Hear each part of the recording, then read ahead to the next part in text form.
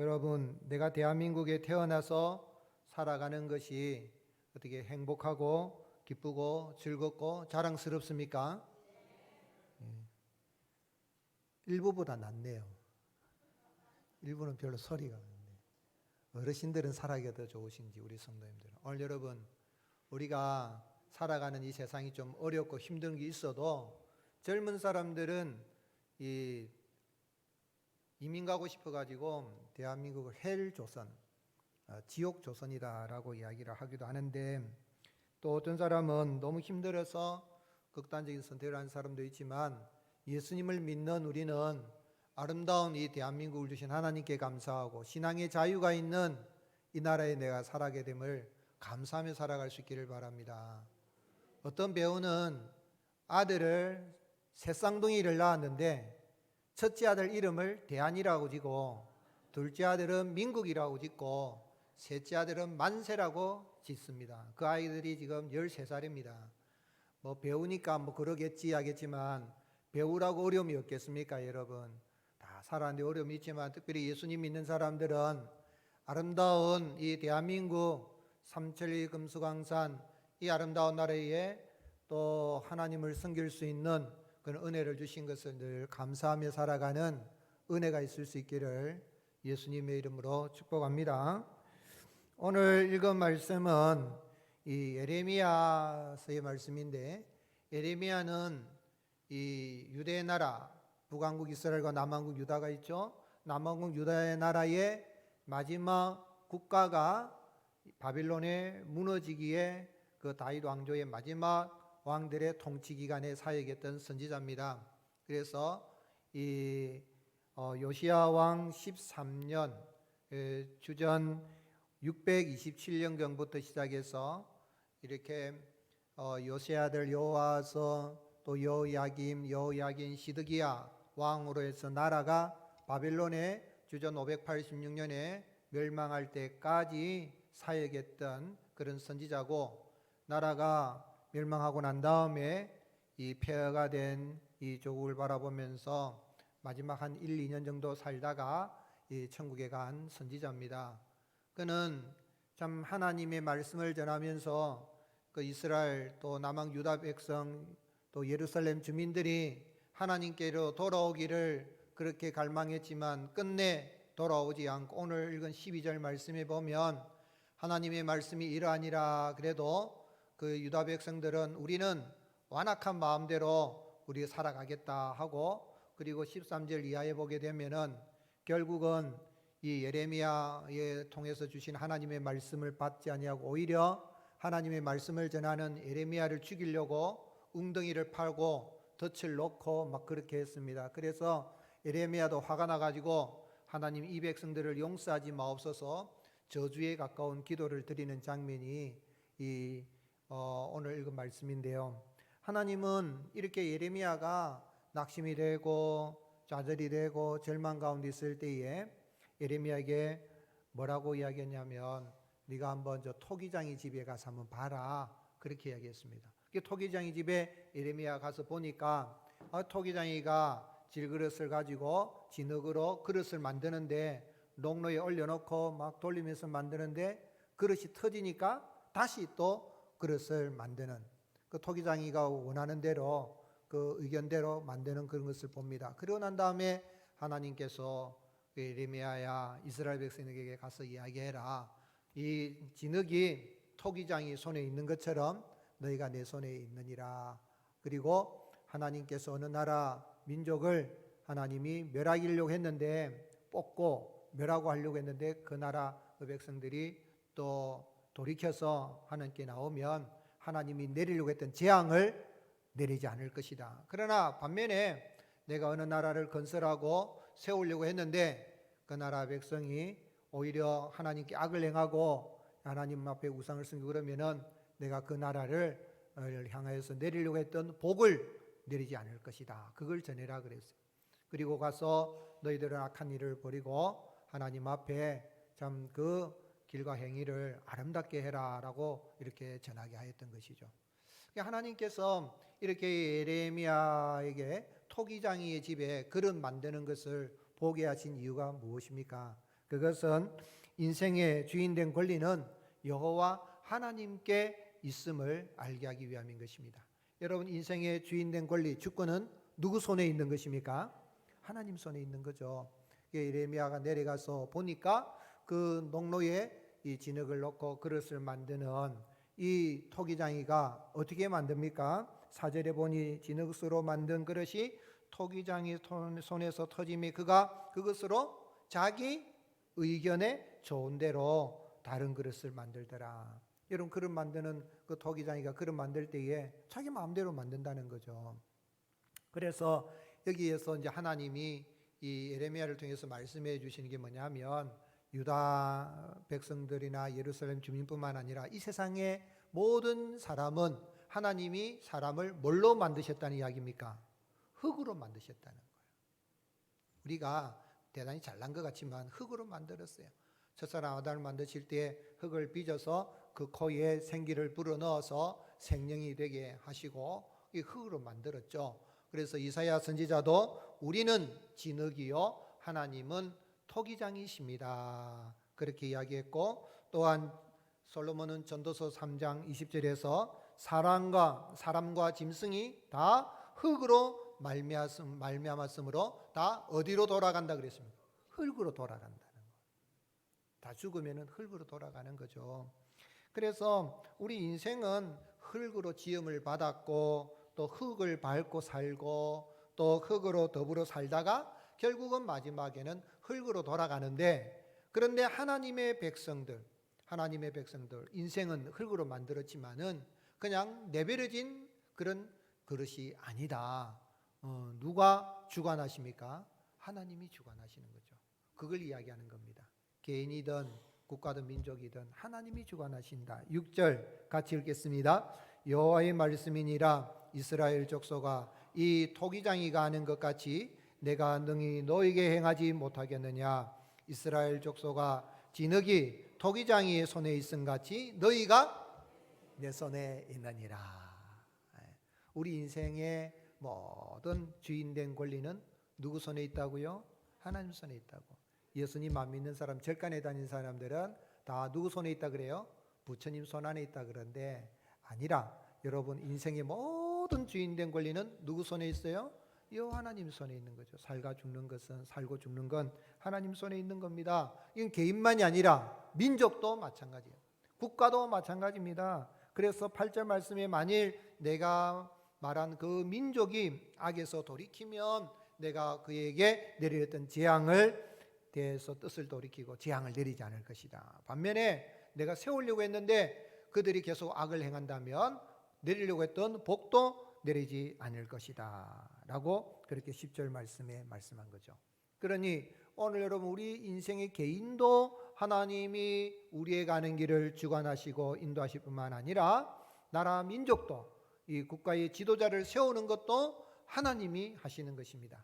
그래서 하나님은 다니엘을 통하여서 다니엘 2장 21절에 그는 때와 계절을 바꾸시며 왕들을 폐하시고 왕들을 세우시며 지혜자에게 지혜를 주시고 청명한 자에게 지식을 주시는도다. 오늘 여러분, 바벨론 나라의 느부갓네살 왕을 세운다든지 세상의 모든 군왕들을 세운다든지 오늘 자유민주주의 국가의 대통령을 세운다든지 또는 공산국가의 어떤 이런 지도자를 세운다든지 이 모든 것은 누가 주관하시는 것입니까? 하나님이 주관하시는 거예요. 악한 왕도 하나님이 세우시고 선한 왕도 하나님이 세우시는데 하나님은 솔로몬을 통하여서 악한 날에 악인도 적당하게 지으셨다. 하나님의 뜻을 이루기 위해서 모든 걸 하나님이 주관하신다는 이야기입니다. 그래서 오늘 우리 이 땅에 살아갈 때 내 인생은 하나님이 나를 흙으로 첫사람 아담을 지으신 하나님 나를 지어주실 뿐만 아니라 이 나라 이 민족도 하나님이 주관하시는구나, 지도자도 하나님이 세우시는구나 하는 걸 깨달아 알고 하나님 앞에서 날마다 그 하나님의 주권을 인정해드리고 살아가는 은혜가 있을 수 있기를 주님의 이름으로 축복합니다. 그런데 이렇게 주관하시는 하나님, 이스라엘 백성들이 하나님께로 돌아오고 우상을 버리고 악을 행하지 않고 어떤 세상 나라의 강대국을 의지하지 말고 하나님을 믿으라고 했는데도 하나님께로 돌아오지 않으니 이 바벨론 나라에서 결국 남왕국 유다는 결국은 다 멸망하여 없어졌잖아요. 예레미야를 통해 주신 그 말씀을 받지 않고 우리는 완악한 대로 살아가겠다 하고 그렇게 선지자를 죽이려고 하는 이런 이 유대 나라는 그래서 결국은 멸망했는데, 그러나 하나님은 포기하지 않습니다. 하나님이 형상을 따라 지음받은 인생이 하나님께로 돌아오게 하기 위하여서 친히 그 사람의 몸을 입고 아들의 모양으로 오셨는데, 그 아들 독생자 예수님을 이 땅에 보내셨습니다. 예수님은 십자가에서 우리의 죄를 다 담당하시고 사망 권세를 깨뜨리시고 40일 동안 제자들과 함께 계시며 하나님의 나라를 재교육을 시키시고 천국에 올라가시면서 승천하시면서 너희는 가서 모든 족속으로 제자를 삼으라 그렇게 말씀하시는데, 그 명령을 하시기 전에 주님 뭐라고 말씀하셨습니까? 마태복음 28장 18절 같이 읽겠습니다. 예수께서 나와 말씀하여 이르시되 하늘과 땅의 모든 권세를 내게 주셨으니. 아멘. 여러분, 하늘과 땅의 모든 권세는 누가 주관하신다고요?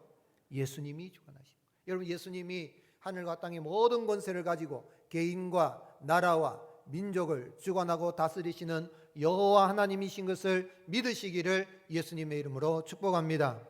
그 예수님을 믿으면 개인도 복받고 구원받고 나라와 민족도 복받고 하나님의 영광을 드러내는 그런 나라와 민족으로 세워지게 되는 것입니다. 예수님이 하늘과 땅의 모든 권세를 가지시고 십자가에서 죄를 없애하시고 마귀를 멸하시고 사망 권세를 깨뜨리시고 부활하신 이유가 무엇입니까? 토기장이신 하나님이 진흙 인생을 완전히 하나님을 예배하고 하나님의 백성으로 살아갈 수 있는 새로운 피조물로 거듭나게 하기 위함인 것입니다. 그래서 바울은 우리가 암송하는 구절 말씀이죠. 고린도서 5장 17절에 뭐라고 이야기했습니까? 누구든지 그리스도 안에 있으면 무엇이라? 새로운 피조물이라. 이전 것은 지나갔으니 보라 새 것이 되었도다. 아멘. 아멘이십니까? 예수님 믿으면 질그릇 인생이지만 이제는 하나님을 잘 예배하고 복받는 그런 이 인생으로, 그런 그릇으로 거듭나게 되는 겁니다. 특별히 예수님이 우리 안에 계시기 때문에 질그릇 인생이지만 질그릇 안에 보배이신 예수님을 간직한 그리스도인들은 보물단지가 되는 겁니다. 그래서 바울은 고린도서 4장 7절 같이 읽겠습니다. 우리가 이 보배를 질그릇에 가졌으니 이는 심히 큰 능력은 하나님께 있고 우리에게 있지 아니함을 알게 하려 함이라. 아멘. 믿는 사람도 흙에서 나서 흙에서 살다가 또 흙으로 돌아가겠지만, 그러나 그것으로 끝나지 않고 영생하는 존재로 보배이신 예수님을 구주로 영접함으로 말미암아 보물단지로 살아가게 되는 것입니다. 한번 따라합시다. 나는 새로운 피조물입니다. 한번 또 따라합시다. 나는 보물단지입니다. 아멘이십니까? 왜요? 내 안에 누가 계시니까? 보배이신 예수님이 계시니까요. 아멘이십니까? 그걸 믿으면 세상 살아갈 때 좀 힘들고 어려움이 있더라도 낙심할 이유가 있습니까? 없습니까? 없어요. 때로는 힘들고 어려움이 있을 수 있습니다.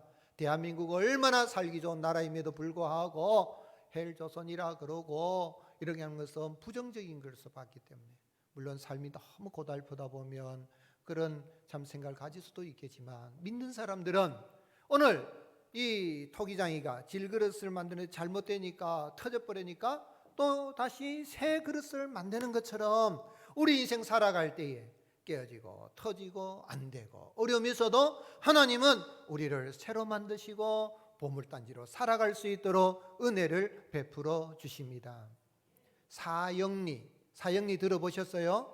전도 소책자지요. 전도하는 좋은 방법의 책을 만들었고 우리 교회의 전도지도 사형리를 중심으로 해서 구성이 되어 있어요. 그런데 이 사형리 전도책자를 만든 빌 브라이트의 박사가 전도하고 열심히 하는데 참 사역에 어려움을 느낀 거예요. 그런 가운데 나는 내가 하는 일이 다 참 실패로 돌아가는 것 같아, 어렵다, 나는 마치 깨어진 질그릇 같아 하는 생각이 들었는데, 이 예레미야 18장 읽는 가운데에 하나님은 터진 질그릇이라도 다시 새롭게 만드시는 분이구나 하는 걸 깨달아 알고, 내가 이 세상에서 하는 일을 내가 사역하는 내가 하는 것이 아니라 하나님이 주관하시고 하나님이 일을 이루시는구나 하는 생각을 가지고 새로운 힘을 얻고 전도 사역을 계속했습니다. 오늘 한국교회 저도 이렇게 담임 목사로서 교회를 다니며 나가는데, 제가 처음 예수님 믿어가지고 교회가 부흥하던 시대 80년대 90년대 이 지나가지고 오늘의 시대는 뭐 이 강단에 또는 신학자들이 와서 이야기하면서 한국계 통계가 어떻고 다음 세대가 뭐 어떻고 뭐 이야기를 하면, 이 시대에 내가 이 담임 목사로서 하는데 어떡하나, 교회 부흥을 일으켜야 되는데 막 그 걱정이 생기는데, 사실은 내가 하는 것이 아니라 토기장이신 누가 하시는 거예요? 하나님 주관하시는구나 생각하니까 두려움 없이 감사하는 마음으로 목회 사역을 감당하고 있는 겁니다. 저만 그래요? 여러분 인생 살아가다 어려움이 있을 수 있습니다. 사업하다가 직장 생활하다가 가정에 어려움이 있습니다. 예수님 믿으면 다 만사형통한다는데 왜 어려움이 있는가 싶은 생각이 들 때가 있고, 나는 깨어진 질그릇 같아 할지라도 하나님은 새롭게 만드시고 새로운 힘을 주시고 이 땅에서 예수님을 믿어서 보물단지가 된 우리가 새로운 피조물로 보물단지로 보배로 예수 그리스도를 드러내는 삶을 살아갈 수 있는 은혜를 베풀어 주십니다. 그 은혜를 인해서 어떤 상황에서도 낙심하지 마시고 감사하고 주님 바라보며 살아가는 행복한 이 대한민국을 주신 하나님께 감사하며 살아가는 은혜가 있을 수 있기를 예수님의 이름으로 축복합니다. 오늘은 이번 주간에는 6.25가 있는 주간인데, 이 대한민국 얼마나 감사한지 생각해야 돼요. 여러분 대한민국 사는 걸 행복하게 생각해야 돼요. 저 어릴 때에 6.25 이때 되면은 우리 어찌 이러자 노래 부르면서, 그리고 또 초등학교에 가면은 뭐 그런 거 봤습니까 여러분? 뭐 막을 세워놓고 방공 영화, 뭐 전쟁 영화 틀어놓고 방공 교육 받고 그래. 요즘은 6.25가 뭔데요? 이렇게 하는데 여러분 잊으면 안 됩니다. 이 반만년 역사 속에 우상만 섬기던 나라에 하나님이 선교사님 보내주시고 오늘의 나라가 세워진 거, 이런 감사할 수 있기를 주님의 이름으로 축복합니다. 5천년의 역사 속에 중국이 얼마나 우리나라를 집어삼키려고 공격을, 침략을 얼마나 많이 했습니까? 900번도 더 넘게 침략했잖아요. 수나라, 당나라, 명나라, 청나라, 이 좁은 나라를 너무 공격하려고 얼마나 했었습니까? 이 조그만 나라가 얼마나 조그만 나라예요. 대한민국 면적은 22만 평방킬로미터가 되고 남한만 하면 9만 9천 평방킬로미터밖에 안 된다 그래요. 근데 중국은 얼마나 크냐면 면적이 957만 평방킬로미터가 된다요. 남한으로 계산하면 중국은 우리나라 남한보다도 몇 배나 큽니까? 100배나 크다 그래요. 그런데 이 조그마한 나라가 중국하고 맞짱뜰 수 있는 경제 대국이 된 거 하나님 은혜인 줄로 믿습니다. 얼마나 집어삼키려고 해도 하나님이 못 집어삼키게 하시고 선교사님들을 와서 복음 전해서 오늘의 나라가 된 거 얼마나 감사합니까? 일본, 저 가까운 일본은 날마다 우리를 괴롭히잖아요.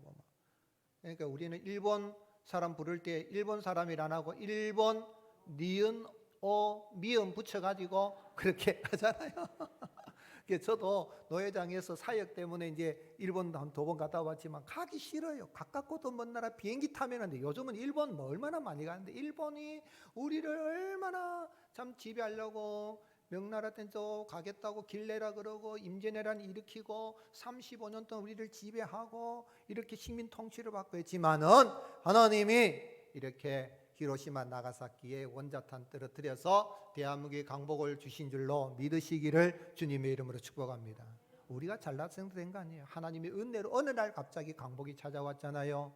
그리고 나서 해방 후에 전쟁이 일어나 6.25 전쟁, 김성주가 이런 김일성이라 바꾸고 김일성 장군이라 가지고 이 주일날 남침을 해서 내려왔어요. 여러분 이걸 잊어버리면 안 됩니다. 북침입니까 남침입니까 물어보면 아이들은 뭘 몰라요. 여러분 다음 세대에 가르쳐야 됩니다. 분명한 것은 북한이 남침을 했고 이 소련과 이 중국의 등을 얻고 이렇게 남침을 왔잖아요. 김일성이가 다 약속을 받고 탱크 밀어붙이고 왔단 말입니다. 했지만 순식간에 낙동강 전선 펼쳐가지고 부산하고 이 일대의 낙동강 전선 이렇게 지배를 받지 못했지만 공산권에 다 수하에 들어갔는데 하나님이 메카드 장군을 보내서 인천 상륙 작전에서 분단된 이 조국이지만은 그래도 이 나라 이 땅에 참 폐허가 된 나라에 한강의 기적이라는 경제 부흥을 주셔서 이 지난해에 우리나라 국민소득이 1인당 국민소득이 얼마라 그럽니까?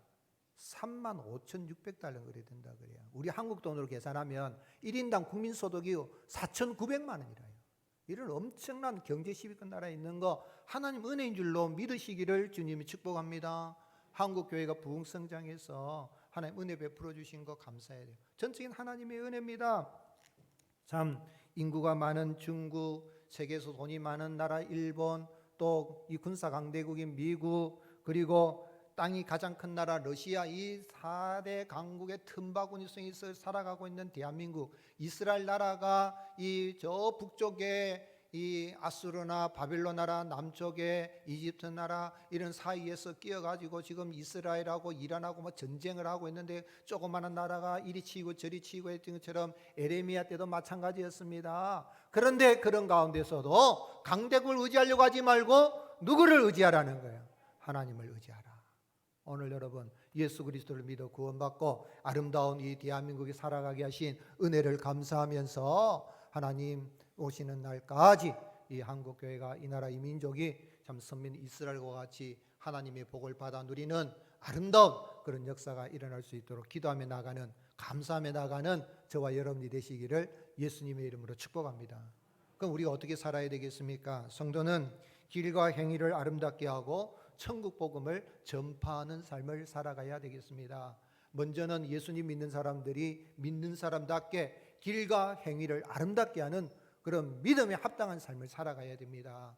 오늘 보면 예수님 믿는 사람이나 안 믿는 사람이나 표가 안 난대요. 물론 표 내기 위해서 내가 이마에다가 십자가 붙이고 다닐 필요는 없어요. 그렇지만 그 사람 보니까 하나님 살아계신다는 걸 알 수 있도록 길과 행위를 아름답게 할 뿐만 아니라 삶 속에서 부지런히 복음을 전파하게 될 때에 이 나라 이 민족이 하나님이 기뻐하시는 나라로 또 그렇게 세워져 가게 되는 것입니다. 그래서 하나님은 예레미야를 통하여서 이 유대 나라 백성들을, 예루살렘 주민들을 향하여서 악에서 돌이킬 걸 이야기합니다. 7절 8절에 보면 내가 어느 민족이나 국가를 뽑거나 부수거나 멸하려 할 때에 만일 내가 말한 그 민족이 그의 악에서 돌이키면 내가 그에게 내리기로 생각했던 재앙에 대하여 뜻을 돌이킬 것이다. 여러분 회개하고 나가면 하나님이 뜻을 돌이키시고 재앙이 변하여 복이 되게 하신 은혜를 베풀어 주십니다. 그러나 청종하지 아니하면 9절에 내가 어느 민족이나 국가를 건설하거나 심으려 할 때에 만일 그들이 나 보기에 악한 것을 행하여 내 목소리를 청종하지 아니하면 내가 그에게 유익하게 하리라고 한 복에 대하여 뜻을 돌이키리라. 회개하지 아니하고 악을 행하고 나가면 복을 내리려 했던 하나님은 재앙을 내릴 수 있는 분인데 11절 같이 읽겠습니다. 시작. 그러므로 유다 사람들과 예루살렘 주민들에게 말하여 이르기를 여호와의 말씀에 보라, 내가 너희에게 재앙을 내리며 계책을 세워 너희를 치려하노니 너희는 각기 악한 길에서 돌이키며 너희의 길과 행위를 아름답게 하라 하셨다 하라. 아멘. 이건 종교적인 전통이나 교리에 그에 따라라 살아라 그런 말이 아니라 삶 속에서 하나님 백성답게, 하나님의 택한 백성답게, 보물단지가 됐으면 보물단지답게, 그리스도인답게 살아갈 때 그게 아름다운 삶, 하나님 보실 때 아름다운 그런 모습이 되는 거죠. 그래서 우리 예수님께서 우리를 이렇게 보배이신 그 예수님을 간직한 보물단지로 새로운 피조물로 거듭나게 하신 목적이 뭡니까? 바울은 선한 일을 위하여 지어주셨다 그래요. 우리가 선행으로 구원받은 건 아니지만 구원받은 은혜에 감사해서 하나님의 자녀답게 선한 일을 하게 되면 하나님을 알지 못한 사람들이 하나님께로 돌아 나오는 그런 은혜의 역사가 일어나게 되는 것입니다. 그래서 에베소서 2장 10절에 바울이 뭐라고 증언했습니까? 우리는 그가 만드신 바라 그리스도 예수 안에서 어떤 일을 위하여? 선한 일을 위하여 지으심을 받은 자니 이런 하나님이 전에 예비하사 우리로 그 가운데서 행하게 하려 함이라. 오늘 여러분 여기 선한 일을 위하여 지으심을 받았다. 이 지으시다는 이 단어를 헬라어로는 포이에마라 하는데, 포이에마라는 것은 여러분 그 영어로 시 있죠. 시를 할 때 영어로 뭐라고 합니까? 포임이라고 합니다. 포임. 그 포임이 이 단어에서 나온 거예요. 말하자면 하나님이 우리 아름답게 지으실 때에 여러분 글을 쓸 때 보면 소설을 잘 쓰는 사람도 있고 수필을 잘 쓰는 사람도 있고 기행문을 잘 쓰는 사람도 있고 뭐 여러 가지 뭐 논문도 있지만은 글 중에서 가장 아름다운 함축을 시켜서 지은 글을 뭐라고 합니까? 시라고 하잖아요. 그래 어떤 사람 말 잘하면은 너 꼭 야 시적으로 말한다 이러잖아요. 그 말하냐면 하나님이 선한 일을 지으셨다는 이야기는 우리를 하나님이 이런 시와 같이 아름다운 작품과 같은 존재로 살아가도록 만들어 주셨다는 이야기입니다. 아멘이십니까? 그러면 우리 보물단지가 됐으면 보물단지답게 예수님 믿는 사람답게 이 세상에 안 믿는 사람들이 살아가는 사상이나 철학을 따라 살지 말고 이렇게 믿음으로 살아갈 때에 하나님 보시 아름다울 그런 삶을 살게 되면 하나님은 계속해서 이미 복을 주셨지만 복을 누리게 하시는 은혜를 베풀어 주십니다. 에레미야 시대는 그 시대에는 하나님 의지하라 그랬는데 하나님 의지하지 않고 우상 숭배도 하면서 하나님도 섬기려고 하는 이런 통합 종교가 있었어요. 그건 잘못된 거예요. 그리고 또한 하나님만 의지하라 그러는데 강대국을 자꾸 의지하려고 그래요. 바빌론의 귀를 기울일까? 신은 강대국은 바빌론의 기울이면 도와줄까? 또 저 남쪽에 있는 애굽, 이집트를 의지하면 도와줄까? 이러는데 에레미야를 아니다. 강대국을 의지하지 마라. 그리고 백성들이 하나님이 없으니까 행위가 아주 그냥 포악하고 사람들이 음란하고 죄를 짓는 게 맞다 그러고 막 그러고 살아가는 악행하고 막 그러는 거예요. 이런 길에서 돌이키라고 이야기하는 거예요. 지금 우리 대한민국 상황을 한번 보십시오, 여러분.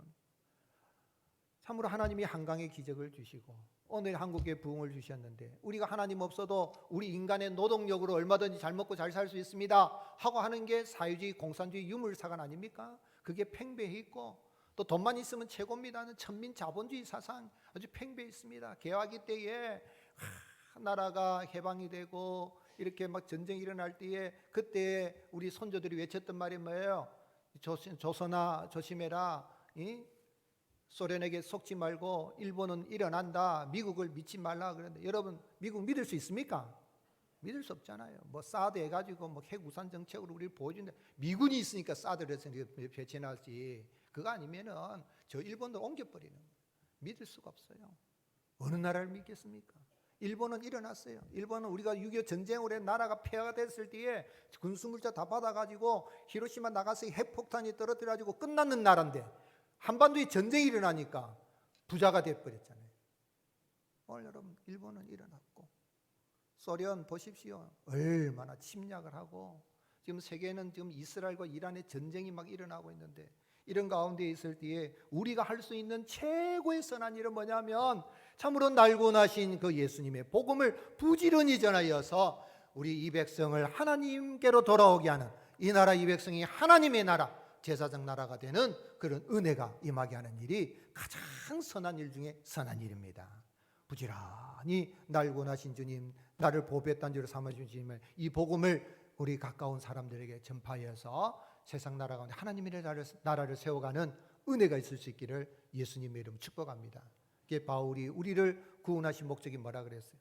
베드로 사도는 베드로전서 2장 9절 같이 읽겠습니다. 시작. 그러나 너희는 택하신 족속이요 왕같은 제사장들이요 거룩한 나라요 그의 소유가 된 백성이니 이는 너희를 어두운 데서 불러내어 그의 기이한 빛에 들어가게 하시니 아름다운 덕을 선포하게 하람이라 그랬어요. 개역 한글 번역이 더 좋아요. 여기 선포라는 단어를 개역 한글에는 선전하게 하랍니다. 뭐 한다고요? 선전을 잘해야 돼요.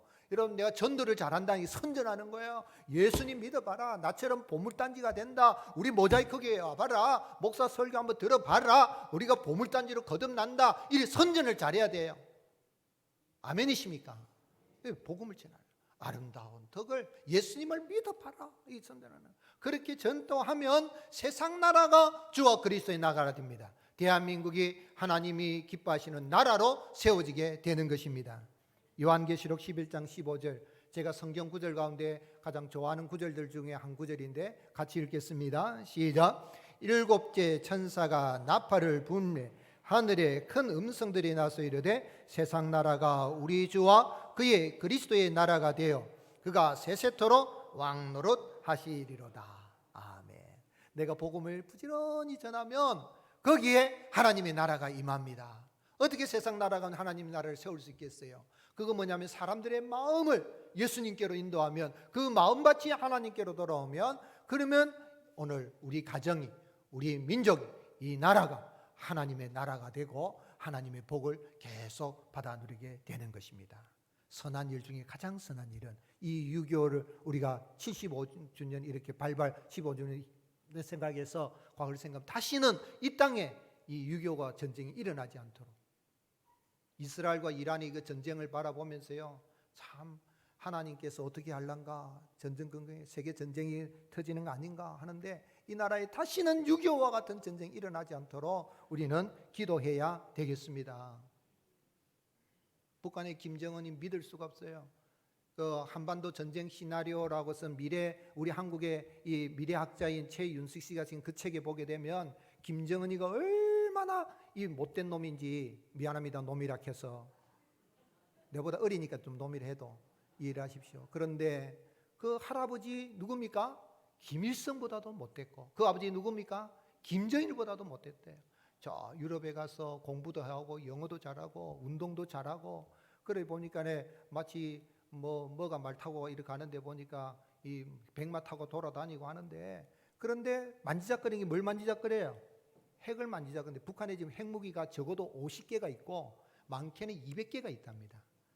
이제 미국이 저 북한을 한번 때리려고 했죠. 그런데 이 YS 정권 때 때리려고 했다가 전쟁 난다고 하지 마라 그랬는데, 그때 때렸으면은 북한이 핵이 없어졌겠지만, 그럼 우리는 또 한반도 전쟁이 있으니까 전쟁이 없으니 감사할 일이지만 어떻게 될는지 몰라요.